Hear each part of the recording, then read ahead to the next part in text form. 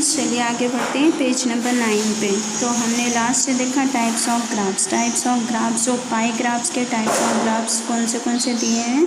First है time series graph, second है graphs for continuous frequency distribution and third was logarithmic graphs. अब उसमें देखते हैं उसके बारे में अलग अलग डिफाइन किया हुआ है। तो first is time series graphs. In a trade cycle or in the cycles of economic activity, short-term and long-term regular or irregular changes are observed. The trends of such changes are obtained with the help of the statistical tools, and when graphs are drawn taking these changes as variable and time period as base, then such graphs are called the time series graphs. अब देखें अपने economic activities में यानी रोज़ाना के जो trade cycle है, व्यापार है, तो उस व्यापार में उतार चढ़ाव होते रहते हैं। कभी हमें फ़ायदा होता है, कभी हमें नुकसान होता है, कभी हमारा काम जल्दी हो जाता है, कभी हमारा काम लेट होता है।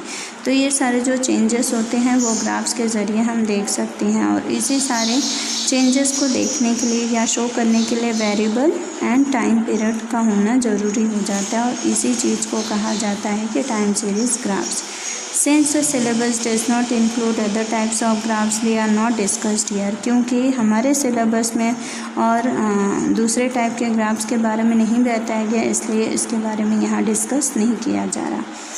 अब नेक्स्ट टॉपिक है use of technology in the study of economics. कौन सी टेक्नोलॉजी का यूज़ किया जा रहा है इकोनॉमिक्स की स्टडी के लिए।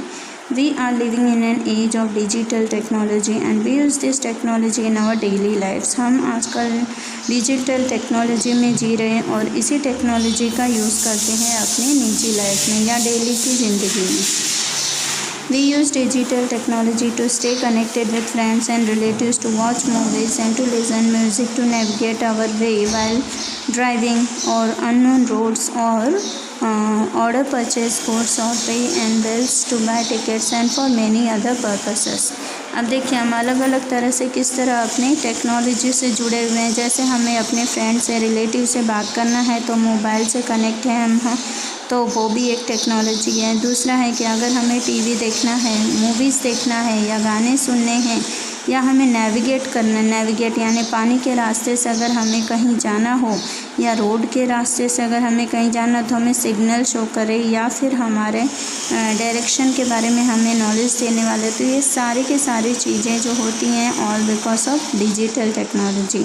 यहाँ तक कि टू ऑर्डर परचेज गुड्स, अगर हमें कोई भी सामान बेचना हो या मंगवाना हो किसी भी जगह से तो भी हम इसके ज़रिए ही करते हैं। टू पे आवर बिल्स, यहाँ तक कि हम अपने बिल भरना, टिकट्स बाय करना और बहुत सारी ऐसी हमारी रोज़ाना की लाइफ में हम काम करते हैं जो कि हम सिर्फ डिजिटल टेक्नोलॉजी की वजह से कर पाते हैं।